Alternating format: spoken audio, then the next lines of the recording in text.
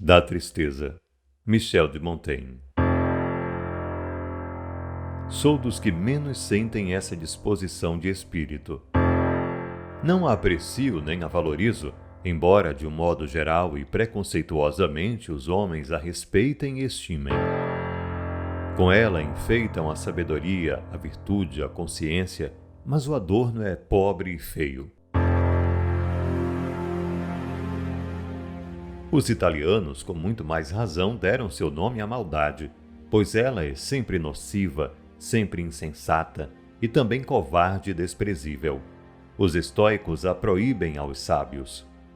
Diz-nos a história que Pisamético, rei do Egito, vencido por Cambises, rei da Pérsia, vendo passar a filha, como ele próprio cativa, e que ia buscar água vestida de serva, permaneceu mudo, olhos voltados para o chão, enquanto choravam todos os seus amigos. Vendo logo depois o filho que conduziam para a morte, conservou a mesma atitude.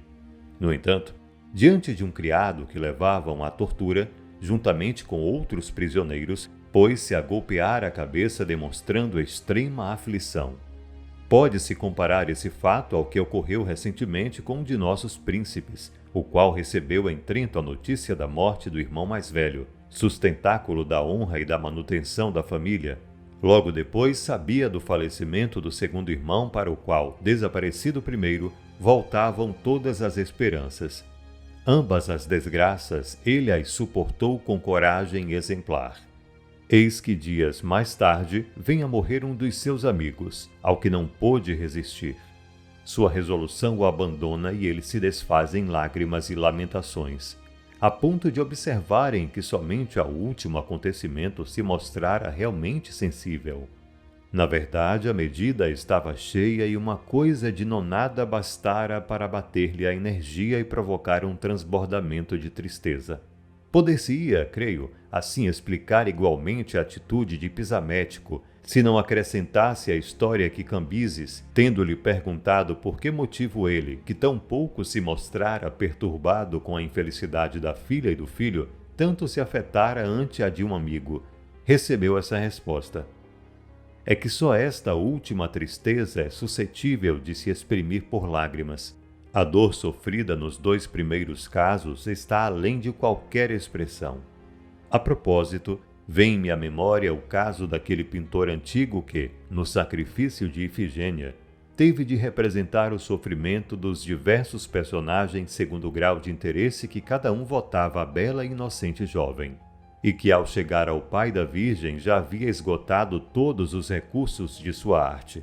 Diante da impossibilidade de dar-lhe uma atitude em relação com a intensidade da dor, pintou-o de rosto coberto, como se nenhuma expressão pudesse ilustrar semelhante desespero. Eis porque os poetas imaginam a miserável Niobé, que depois de perder seus 7 filhos, viu morrerem as 7 filhas, transmudada em rochedo pela sobrecarga de desventura, petrificada pela dor, a fim de exprimir essa espécie de embrutecimento sombrio, surdo e mudo que se apodera de nós quando as ocorrências nos esmagam, ultrapassando o que nos é dado suportar, e, efetivamente, uma dor excessiva. Exatamente porque excessiva, deve estupidificar a alma a ponto de paralisar qualquer gesto, como acontece quando recebemos inesperadamente uma péssima notícia. Somos tomados de espanto, penetrados de pavor ou de aflição e como tolhidos em nossos movimentos até que a prostração suceda ao relaxamento. Surgem então as lágrimas e os lamentos que aliviam a alma e como lhe permitem mover-se mais à vontade. É com dificuldade que afinal recupera a voz e pode exprimir sua dor. Durante a guerra do rei Fernando contra o rei da Hungria, perto de Buda, um dos guerreiros mostrou-se particularmente valente nos combates que se verificaram. Ninguém o reconhecera e todos o elogiavam e lhe lamentavam a sorte, porquanto sucumbira na refrega.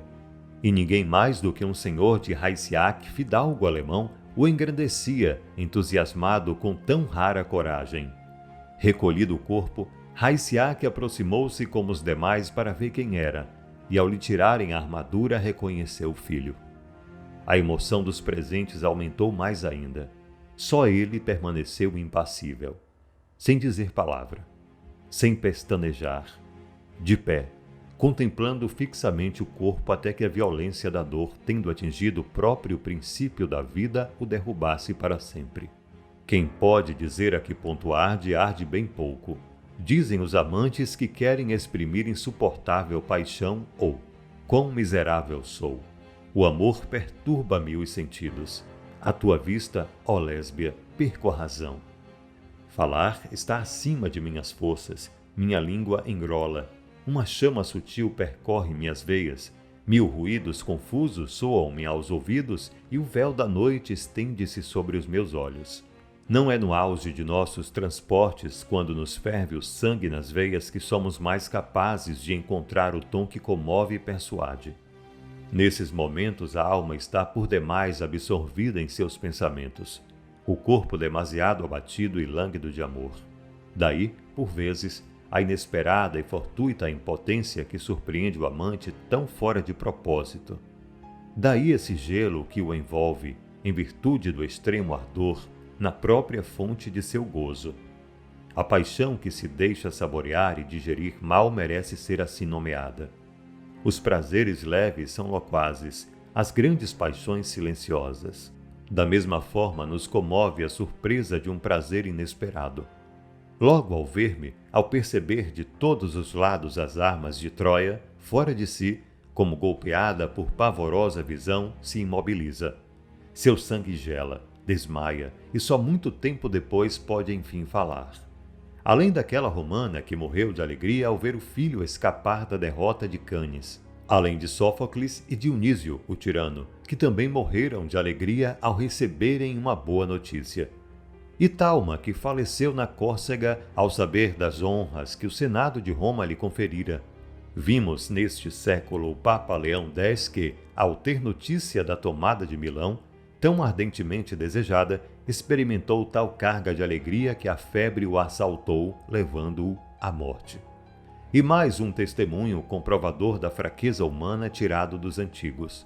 Deodoro, o dialético, vendo-se em suas aulas públicas incapaz, de repente, de responder às objeções que lhe faziam, sentiu tamanha vergonha que morreu na hora. Quanto a mim, sou pouco predisposto a essas paixões violentas. Tenho uma sensibilidade naturalmente grosseira e a torno mais espessa ainda e empedernida mediante raciocínios diários. Da tristeza. Michel de Montaigne.